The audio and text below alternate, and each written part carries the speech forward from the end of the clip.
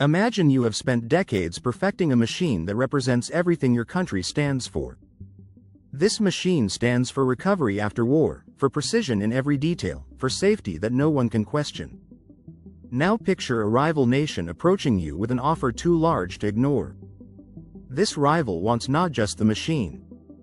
This rival wants the plans, the experts, the hidden knowledge behind it. In return, the rival promises entry into the largest market on the planet. Would you accept? This is the story of Japan's Shinkansen, often called the bullet train. Japan faced this exact dilemma at the start of the 2000s. The choice led to a tale filled with bold dreams, broken trust, and a race in technology that changed the world. Did China take the national treasure of Japan without permission? The truth involves more layers and more intensity than most people realize. Was this an act of theft? Did China illicitly acquire Japan's national treasure? The answer is far more intricate and far more dramatic than a simple yes or no.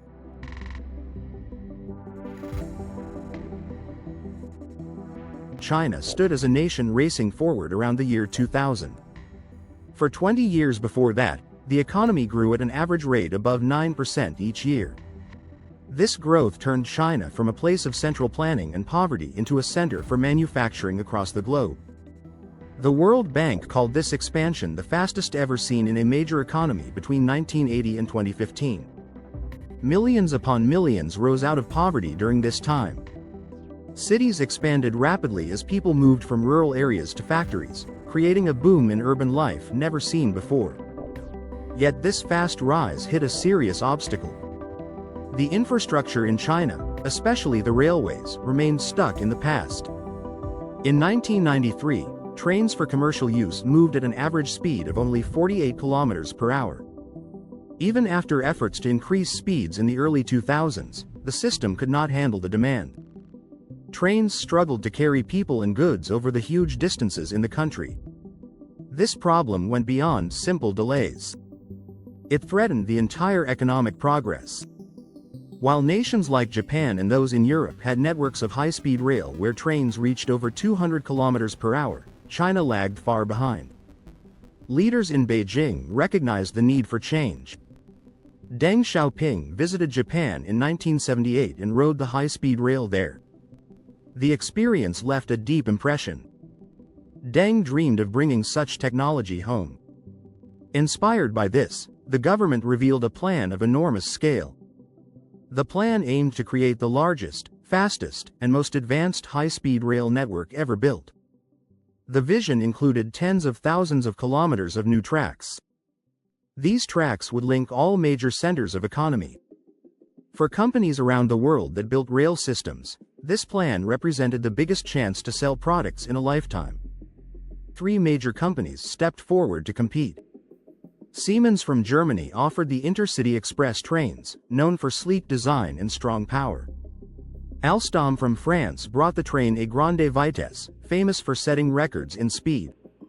A group from Japan, including Hitachi and Kawasaki Heavy Industries, presented the Shinkansen, seen as the height of reliability and exactness.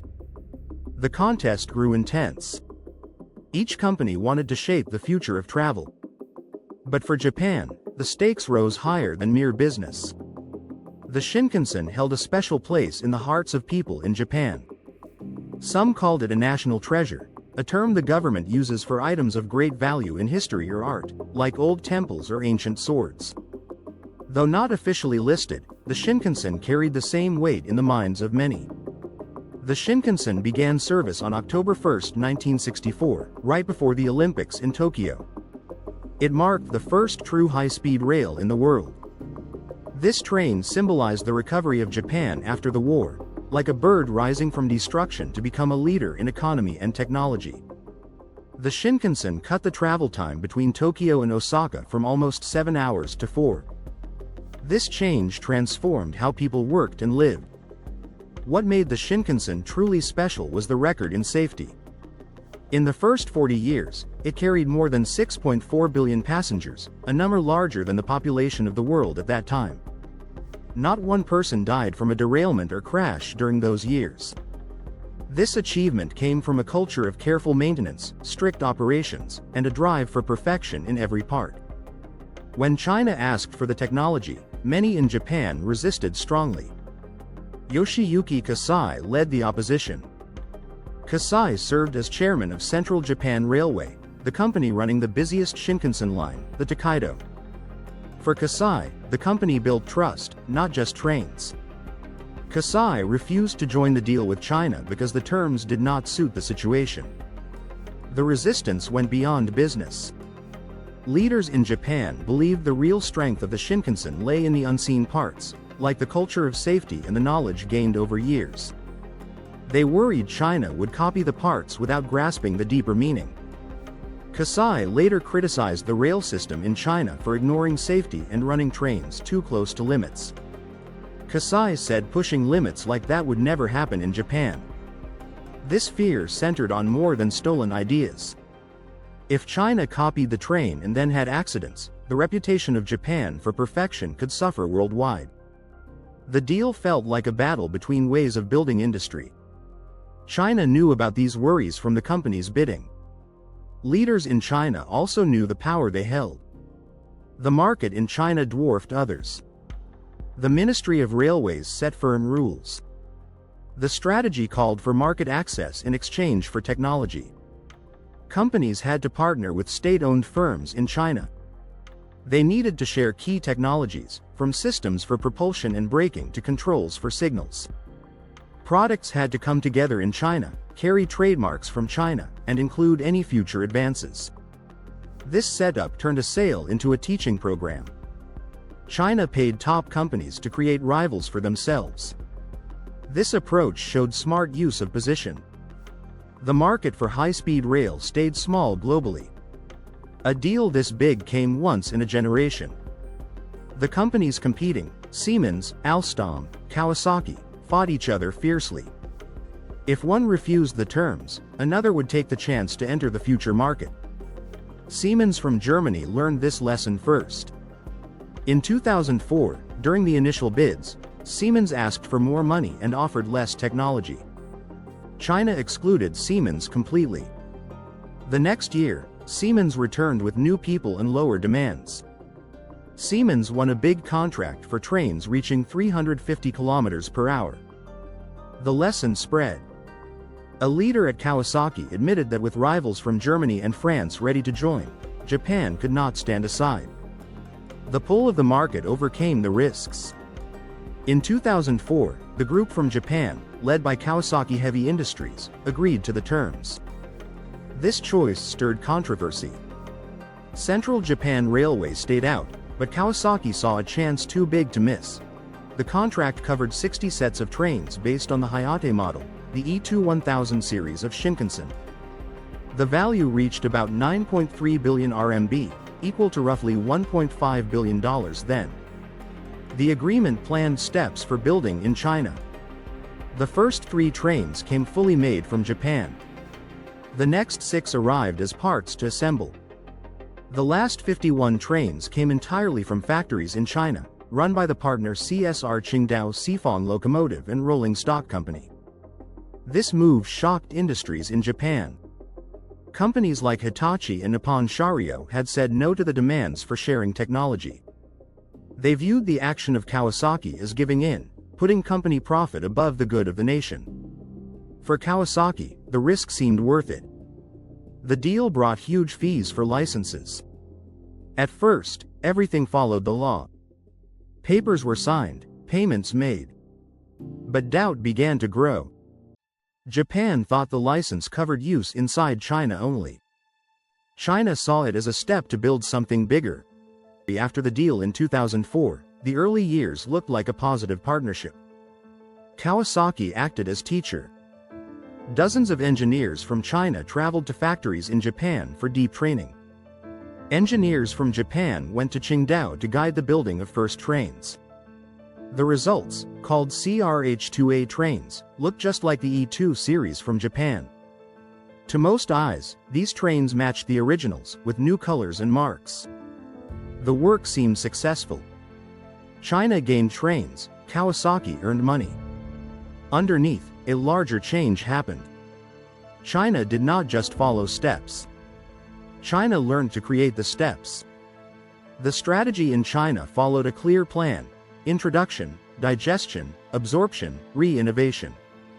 This method involved active work, backed by the state with huge funds. Engineers in China broke down parts, scanned them, turned them into digital forms, and studied them. The goal went beyond copying. The goal aimed at better results. Proof of this effort showed in new ideas. Studies of patents from that time revealed a sharp rise in applications related to high-speed rail after 2004. One study found a 42% jump in patents granted in cities where the partnerships operated. This growth spread beyond big companies like China South Locomotive and Rolling Stock Corporation Limited and China North Locomotive and Rolling Stock Corporation Limited. Suppliers nearby, places for research, and schools all gained from the knowledge, forming a wide system for new ideas. The process uncovered more about the plan in China. Sharing technology gave blueprints, but running the network sparked even more advances. The high-speed rail shrank distances in time. Engineers could share thoughts quickly. A worker in Qingdao might think of something in the morning and meet a specialist in Beijing by afternoon. Before, that trip took most of a day. China used the rails to boost creation. The network from the technology helped engineers improve that same technology faster than anyone expected. By 2010, the relationship turned sour. In Japan, early hope faded into feelings of deep betrayal. Those who doubted the deal felt right, those who supported it felt tricked. China announced the new trains came from homegrown ideas. Then China applied for patents worldwide on technology that engineers in Japan saw as their own, with small changes. Tadaharu Ohashi, chairman at Kawasaki, who had warned about high speeds, now talked of legal steps. The contract said use stayed inside China. The patents showed China planned to go beyond that. Words grew sharp in private. A high-level person at Kawasaki told media the claims from China amounted to false statements. This person asked how to compete when rivals have your tools and lower costs. Yoshiyuki Kasai at Central Japan Railway called the whole transfer a major error. For Japan, this went past money. It broke the unspoken rules of working together. Japan saw a bond based on trust. China treated it as a trade for knowledge, with no duties outside the written words. The learner now aimed to replace the guide. China responded with anger and satisfaction. Leaders said they bought basic technology fairly, then added huge work and smart thinking to make it better. Wang Yongping spoke for the Ministry of Railways. Wang called the complaints from Japan a sign of weak thinking and low belief in themselves.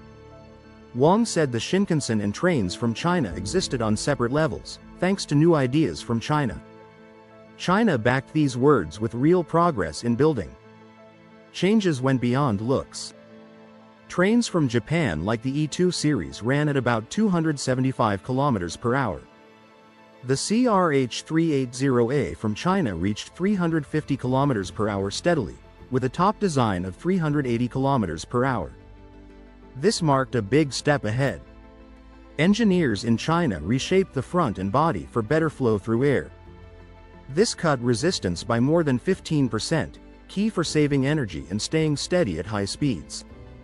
The biggest advance came in parts for balance and safety, like the bogies under the cars. These hold wheels, axles, and supports. A measure called derailment factor shows how stable a train stays on tracks. Data from China showed the CRH2 at 0.73. The CRH380A dropped to 0.13. This huge drop proved deep knowledge and true new work. China moved from learner to strong rival. Effects on July 23, 2011. As arguments over ideas heated up. A terrible event changed everything. Near Wenzhou, train D3115 moved on a raised track during a storm. Lightning hit, cutting power. The train stopped. Soon after, train D301 on the same path crashed into the back at full speed. The force threw 4 cars off the track, falling over 20 meters. 40 people died, more than 190 suffered injuries. The crash came from a broken signal system. The device, based on technology from Europe, failed after the strike. It did not warn of the blocked track.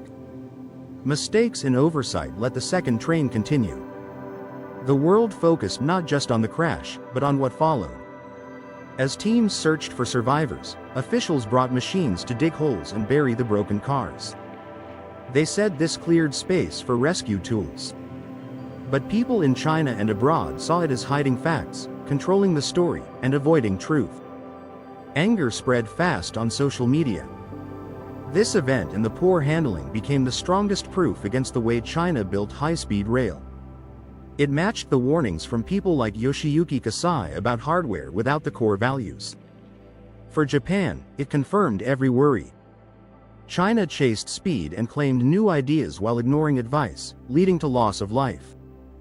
Burying the cars looked like a system without openness, unfit for safe high-speed travel. The crash gave Japan a strong point in future contests. Countries choosing high-speed rail now saw options as safe proof from Japan versus risky haste from China. Back to the main question: did China commit a heist on the treasure of Japan? The answer depends on the view. From law alone, probably not. China did not sneak into buildings to take plans. Contracts with companies like Kawasaki, Alstom, and Siemens held legal weight. Billions went for rights to make and use the technology. The start followed rules. But looking at strategy and rightness, things blur. The group from Japan entered with clear words in contracts limiting use to inside China. They saw help for building networks at home. China filed patents abroad, called it all their own, and prepared to sell against old partners. This felt like breaking trust, even if words allowed it. The heist took not just tools, but a whole future in competition. China used desire for markets to gain everything legally. This story split the world of high-speed rail. Two powers from Asia now fight for control. Recent big projects show this fight clearly, one in Indonesia, one in India. In Indonesia, plans started in 2015 for the first high-speed line, 142 kilometers from Jakarta to Bandung. Japan led at first, doing studies, with fame for quality and safety. China offered terms hard to beat. No debt for the government, all handled by banks and firms from China. China added quicker building, jobs for locals, and sharing technology. Indonesia picked China. Delays and higher costs pushed the total to $7.3 billion. The line, called Whoosh, opened in October 2023. By mid-2025, it carried millions, breaking records in daily riders. It surpassed 10 million passengers since starting, with daily trips rising from 14 to 62 and seats from 8,400 to over 37,000. Talks continue for extension to Surabaya, under review by President Prabowo. In India, the line from Mumbai to Ahmedabad forms part of a larger plan linking big cities. China competed, doing studies for other paths. Japan won strongly. Safety mattered most after Wenzhou, with the Shinkansen free of deaths for decades. Japan offered a 50-year loan for 81% of the $15 billion cost, at 0.1% interest. This built a long bond between nations. The project faces normal hurdles, like land issues and delays from illness outbreaks. As of mid-2025, building continues, with the first part set for 2027 and full opening in 2028. The corridor spans 508 kilometers, using E10 series Shinkansen for 320 kilometers per hour. These cases highlight two ways born from the deal in 2004. One stresses speed and strong money support. The other relies on trust built over time and perfect work. This tale captures the spirit of now. It started with a hard choice between pride in Japan and drive in China. It grew into smart taking of knowledge, then feelings of loss that hurt ties between powers in Asia. Now it fuels a hard contest shaping building in growing places. The lesson shows new ideas come not only from starting fresh. In a linked world, taking in, changing, and acting without mercy matter too. It pits quiet rules of teamwork against tough facts of world rivalry. The contest from that 2004 agreement gives the world options. Will nations pick the path of fast leaps and big funds, or the road of proven care and steady skill? The next years will reveal the choice.